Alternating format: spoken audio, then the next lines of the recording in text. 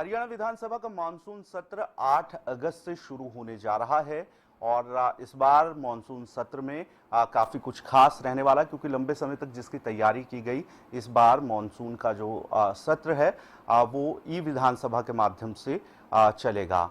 मंत्रिमंडल की बैठक में आज फैसला लिया गया है मानसून सत्र को लेकर। इस पर बात करेंगे, हमारे साथ हरियाणा के शिक्षा मंत्री और संसदीय कार्य मंत्री कंवरपाल गुर्जर जी मौजूद हैं। सर, मंत्रिमंडल की आज बैठक हुई है, क्या तय किया गया सर सेशन को लेकर? देखिए 8, 9, 10 का फैसला किया गया है कि जो जितना बिजनेस है उसके हिसाब से हमने अभी महामहिम राज्यपाल जी को हम लिख के भेज देंगे यहाँ से, और उनकी की स्वीकृति के बाद 8, 9, 10 को सेशन बुलाया जाएगा। और अब की बार एक नया है कि अब पेपरलेस विधानसभा की तरफ हम बढ़ रहे हैं, तो ये विधानसभा के हिसाब से कार्रवाई चलेगी।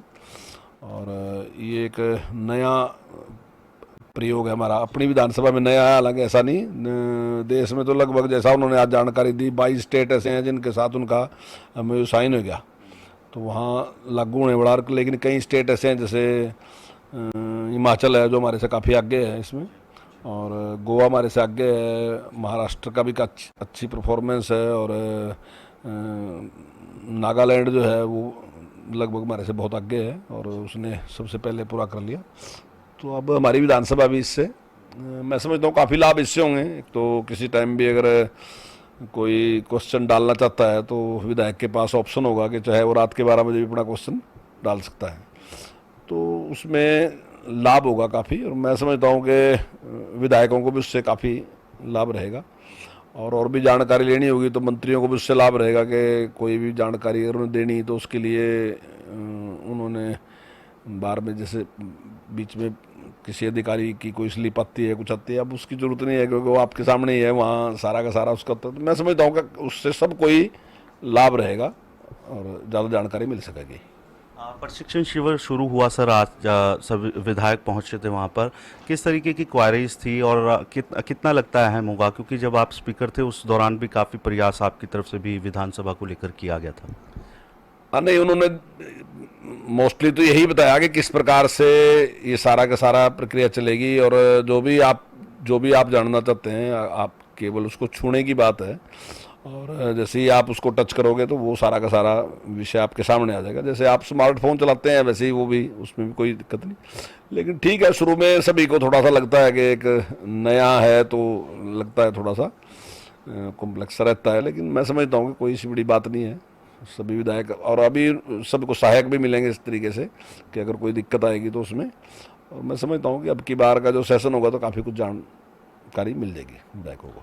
एक सर महत्वाकांक्षी कार्यक्रम हरियाणा सरकार का सुपर 100 चलाया गया था, आज उसके रिजल्ट भी सामने आए। किस तरीके से देखते हैं सर जो अभी तक का नतीजे रहे हैं उसके? देखिए, बहुत ही बड़ी उपलब्धि है जो हमारा जेई मेंस का भी टेस्ट हुआ है, और उसमें 200 बच्चे हमारे पास थे, और उसमें से 127 बच्चे जो हैं जिन्होंने टेस्ट क्लियर किया है।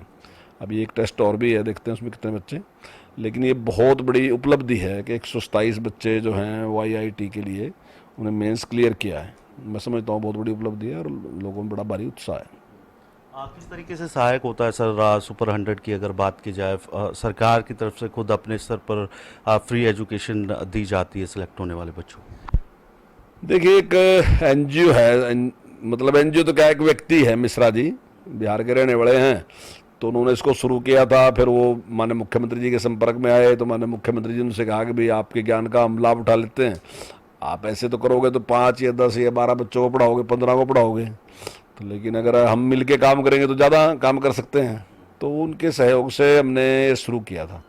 पहले हमने रिवाड़ी के साथ पंचकुला में, और जब बच्चों का बहुत अच्छा रिजल्ट आया तो फिर माननीय मुख्यमंत्री जी ने कहा कि करनाल और हिसार में भी शुरू करते हैं। तो अब हमने 4 जगह पे इसको शुरू कर दिया, और अब की बार जो हमारे बच्चे भी हैं तो वो भी 500 से ज़्यादा बच्चे हम इसमें उनका चुनाव करेंगे और उनको कोचिंग देंगे। जो आम आदमी है उसके पास कोचिंग के लिए जितने पैसा खर्च करना पड़ता है उतना पैसे उसके पास है नहीं, खासकर जो हमारे सरकारी स्कूलों में जो बच्चे पढ़ते हैं उनके अभिभावकों के पास इतने पैसे होते नहीं हैं। जो लोग संपन्न लोग हैं वो तो कहीं ना कहीं कोचिंग दे ही देते हैं। तो हमने ये विचार करके कि ये बच्चे किसी कारण से पीछे ना रहें, यही सोच हमारी टैब देने के मामले में भी थी। कि कहीं टेक्नोलॉजी के मामले में अगर ये आर्थिक रूप से कमज़ोर होने की वजह से कहीं पीछे न रह जाए, तो इसलिए हमने निर्णय लिया कि हमने 7,30,000 टैब हम दे रहे, 5 लाख हमने दे दिए, 2,30,000 और देने वाले हम। तो हम इतने टैब इसलिए देने लग रहे हैं कि वो किसी पीछे न रहें। इसी प्रकार से माननीय मुख्यमंत्री जी ने ये निर्णय लिया कि भाई जो सरकारी स्कूलों में बच्चे पढ़ते हैं, तो कहीं ऐसा ना हो कि केवल इस वजह से कि क्योंकि दूसरे लोग तो कोचिंग ले लेते हैं, लेकिन जो सरकारी स्कूल में बच्चे पढ़ते हैं उनके पास इतने साधन नहीं होते, तो साधन सरकार मुहैया कराएगी, मेहनत बच्चे करेंगे। और ये बच्चे केवल कोई अपने परिवार के लिए, अपने लिए ही नहीं है, देश के लिए भी बहुत बड़ा वो है। तो अगर वो डॉक्टर बनते हैं, इंजीनियर बनते हैं, तो देश को भी तो लाभ होता है, केवल बच्चे और बच्चे के परिवार को नहीं होता, पूरे देश को भी उसका फायदा होता है। और मैं समझता हूँ यही सोच लेके माननीय मुख्यमंत्री जी ने इसकी शुरुआत की, और बच्चे जो करके दिखा रहे हैं वो बहुत ही ज़बरदस्त है। मैंने पिछली बार बोलते भी कहा था कि भाई आपका तो उत्साह बढ़ ही गया बच्चों का, तो लेकिन आपने तो हमारा उत्साह बढ़ा दिया। तो इसीलिए माननीय मुख्यमंत्री जी और इसको बढ़ाते जा रहे, और मैं समझता हूँ कि आने वाले टाइम में और अच्छे परिणाम आएंगे। एक ऐसा हटकर सर मेरा राजनीति को लेकर सवाल है। आज सभी प्रदेशों में कांग्रेस की तरफ से प्रदर्शन किए गए, सोनिया गांधी को जिस तरीके से ईडी के द्वारा बुलाया गया था।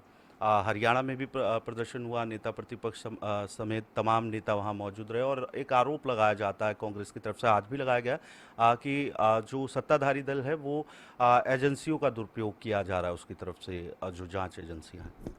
देखिए, केस तो हमारी सरकार से पहले दर्ज हुआ, 2012 में दर्ज हुआ था, उस टाइम हमारी सरकार थी नहीं। और अगर कोई केस दर्ज है तो उसकी जांच तो करनी होगी।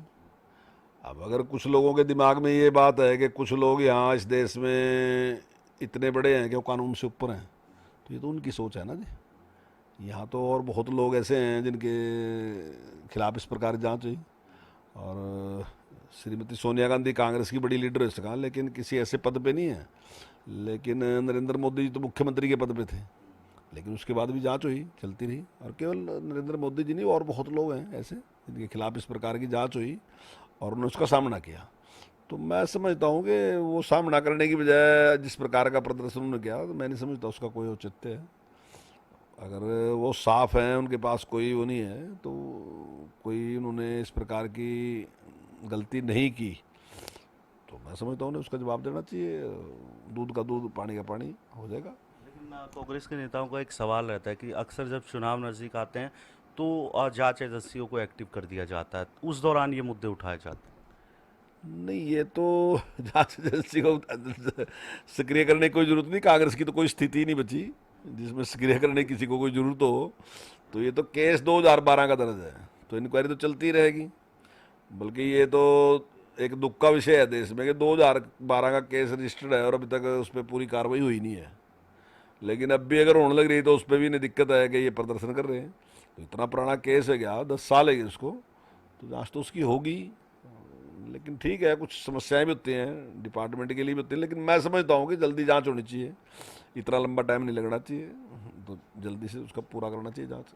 आखिरी सवाल मेरा सर नूह से जुड़ा है। 2 दिन पहले जो हादसा हुआ, जिस तरीके से वारदात की गई, उसके बाद हालांकि सरकार की तरफ से कई ऐलान किए गए, एक चाहे 1 करोड़ की बात हो, परिवार को, एक सदस्य को नौकरी देने की बात हो, किस तरीके से देखते हैं, और किस तरीके से पूरे हरियाणा की अगर बात की जाए तो इस तरीके से जो अवैध माइनिंग हो रही है उसे रोका जा सकता है?